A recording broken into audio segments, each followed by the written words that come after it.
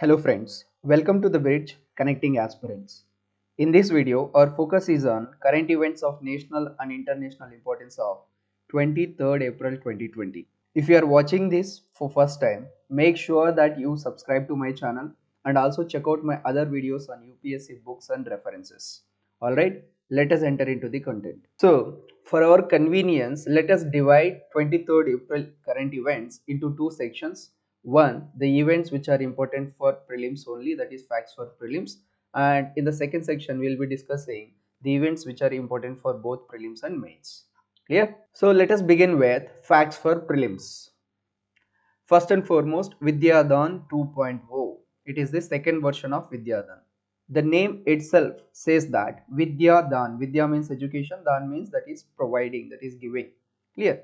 So it is a national program for both individuals and organizations across the country to contribute to e-learning resources. Why e-learning? Because of COVID-19, we are not able to physically appear to the educational institutions. Under these conditions, we should let our education system to continue. That is, there must be quality education continuation. Clear? So for this, the government, particularly the Ministry of Human Resource and Development, has been inviting the innovative solutions for this e-learning. So it is also for both schools and higher education. Yeah, as I said, it is to ensure continuity of quality learning. So if you have any innovative solution with respect to e-learning, do provide it in the platform mygovernment.portal. Clear? Now, the second fact is with respect to BCCI, it has created a video and the name is Team Mask Force. So in this video, it has featured India's most reputed cricketers and they are urging the fellow countrymen to join the fight against novel coronavirus, that is COVID-19, by using masks. Clear? Next, related to Kosovo Bridge.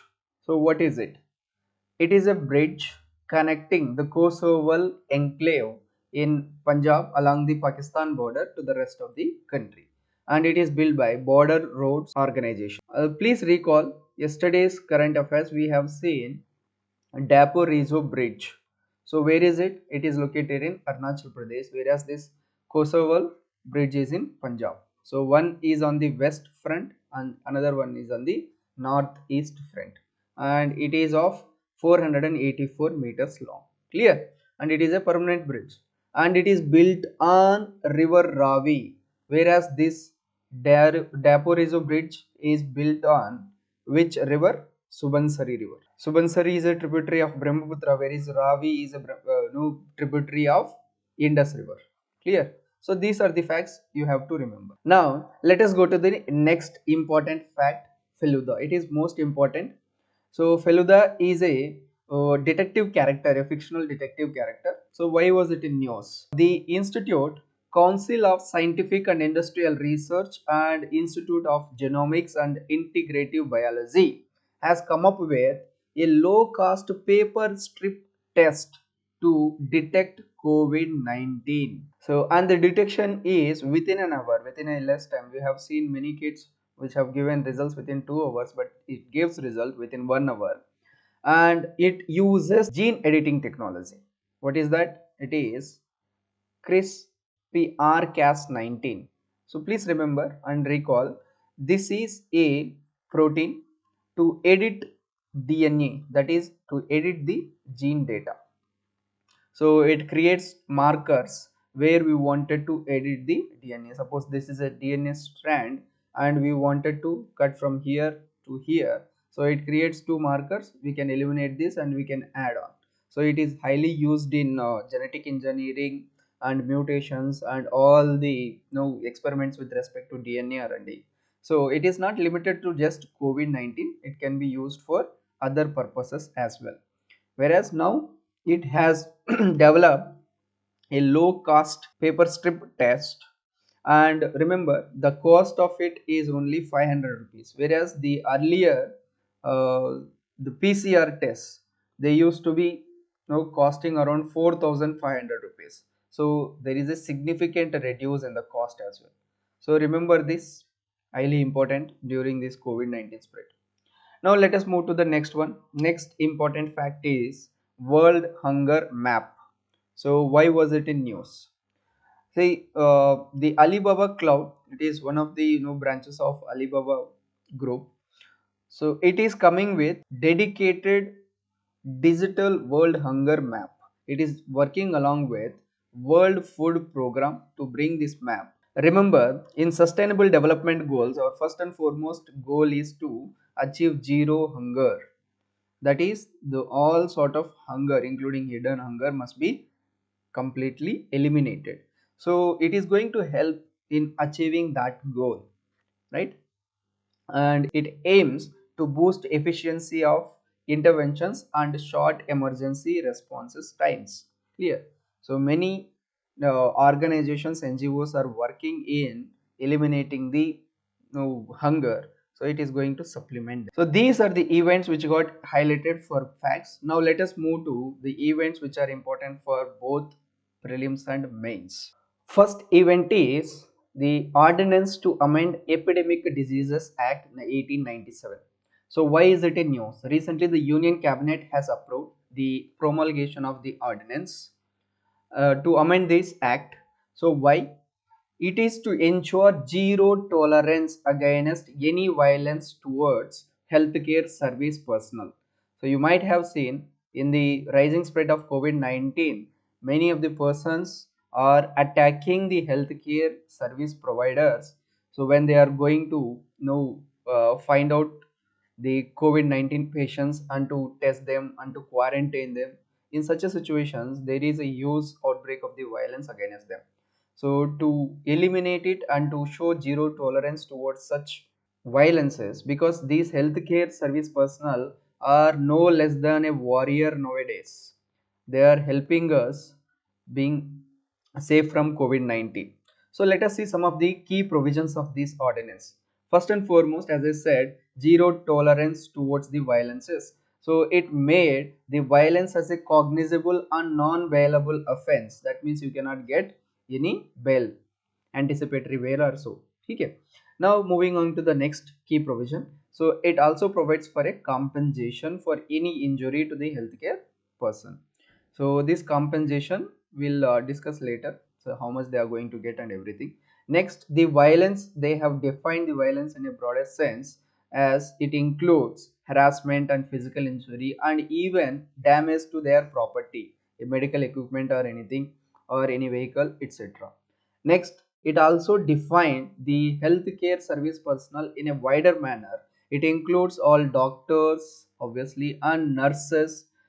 Not only this, the ASHA workers, the primary healthcare workers, and any person who is involved in containing this COVID-19 spread. Clear? So it has a wider definition. Next, it also provides for imprisonment as well as punishment. The imprisonment varies from 3 months to 5 years, and if the grievance is, or if the harm is too much, then this imprisonment can go from 6 months to 7 years. Further, the fine also varies from 50,000 to 5 lakh depending upon the severity of the violence. Clear?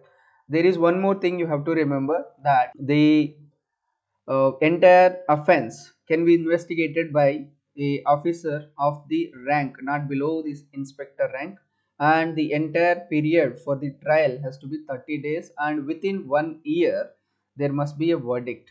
So the entire trial and everything has to be completed within 1 year unless extended by the court for some reasons. Clear? So these are the key facts, and all of them are to safeguard the healthcare service personnel. Clear? Let us move to the next important event. The second event is with respect to the Supreme Court. Recently, the Constitution Bench of Supreme Court has held that 100% quota, 100% reservation to scheduled teachers in even if in scheduled areas is unconstitutional. So what is the issue? The Andhra Pradesh government has provided 100% reservation to scheduled tribe candidates, and out of which 33%, that is one third, of the no members must be from women to the posts of teachers located in scheduled areas, that is tribal areas, scheduled tribal areas. So, with respect to this, the Supreme Court has given this verdict. Now, let us see what are the observations made by the Supreme Court. First and foremost, it said that the 100% reservation is not permissible under the Constitution as per the guidelines given in Indira Sanve case 1992. So, what it does, Supreme Court has held that under Indira Sanve case, any reservation above 50% is not constitutional. Now remember recent the 10% EWS, it has violated this principle. However, the issue is in Supreme Court. So we'll see whether the constitutionality of economic weaker sections is going to upheld or not. Next, second thing is it also said yes, citizens have equal rights. So by providing this 100% reservation, you are going to deprive other citizens, particularly the citizens from scheduled caste and other backward castes, to their jobs. So it is a violation of equal opportunity, right, in public employment. So these are the observations made by the Supreme Court. Now let us see what are the implications of such a move. So first and foremost, it provided for equality of opportunity and pursuit. And remember under Article 16, so there is a positive discrimination with respect to reservation, and reservation can be provided to weaker sections and backward sections to boost their development. Clear?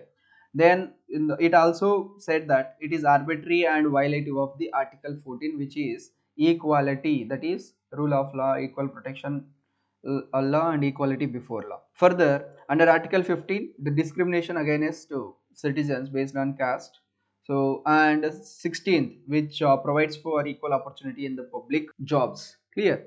All of them have been upheld here. So, by giving this judgment.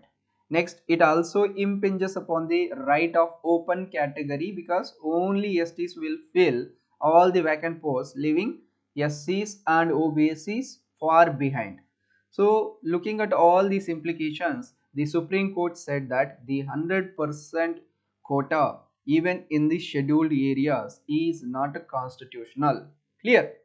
So, this is all the matter related to this. Now, let us move to the next one. Now, the third and last event is with respect to World Bank report on remittances. Now, please recall World Bank we have covered in one of the current events news. Please do recall it, and it is a dedicated organ in United Nations organization. Now, why is it in news? It has recently released a report on impact of COVID-19 on migration and remittances. Now, you might know this. USA has yesterday signed the immigration has been stopped, right? That thing has been signed by the president. Now, what is a remittance? Simply remember, remittance is the money. Suppose you have diaspora, that is the NRIs, the members of India, they are settled in or doing various jobs in other countries, other parts of the world. Now whenever they contribute in their economy, they get their money, and that money they are going to remit to India. All that money will be coming back to India. So such money we generally call it as remittance. So far we are getting most of our remittances from these Arab nations, Saudi Arabia nations. So why is it in news and what are the key facts? See, the recent report by World Bank said that the remittances of India are likely to drop by 23%. So from $83 billion to $64 billion. Also remember one fact, India is the world's biggest recipient of remittances. Earlier it used to be China, but for past 3 years we have overtaken China and we have been the biggest recipient of remittances. Now the second thing is the impact is not only on India but also on other nations, the neighbors of India, and even globally the decline in the remittances is going to be around 20% because all the nations are facing same economic shutdown due to lockdown which is going on to contain the spread of COVID-19. Clear? Now what is the significance of it? As the remittances As I said, it is foreign money coming into any nation. So it increases the foreign exchange forex reserves, because when the foreign money is exchanged into Indian money, so it is a additional income for the India. Further, it increases the foreign currency with the central bank. So our value of rupee against foreign currencies increases. Further, the money can be used in alleviating the poverty in India and in supplementing income to the poorer sections. And it is also a vital source of income for developing nations. Clear? Because of all these reasons, the remittances have lot of significance, and the severe fall in remittances is going to impact our projects. Clear? So for this, the government has to come up with proper solutions, so that the impact can be kept to minimum. Clear? So these are the events which got highlighted. So let us do a quick revision with respect to pre. What we have seen: first, Vidyadan; next, Kasoval Bridge; then Team Task Force, that is by BCCI. Clear? Next is with respect to World Hunger Map, developing by Alibaba Group and World Food Program. Like, next, another thing which got highlighted in the prelims is very important one: Feluda. This is a low cost paper strip test to confirm COVID-19. Clear? Next, the events which got highlighted for both prelims and mains are: the last one, the remittances one, with respect to World Bank report on remittances, and it said that there is a dip of 23% in the remittances. And second thing is the observations made by Supreme Court in the 100% reservation to STs in scheduled areas, and it said it is non-constitutional. And please remember this Indra Sanve case and do go through it. Next, the first thing is ordinance given by the government in order to show zero tolerance towards any violence towards the health care personnel, and to safeguard their interests. Clear? So these are the events. If anything is not clear, do comment. I'll reply within 24 hours. And also, do not forget to subscribe to my channel. So thank you very much for watching.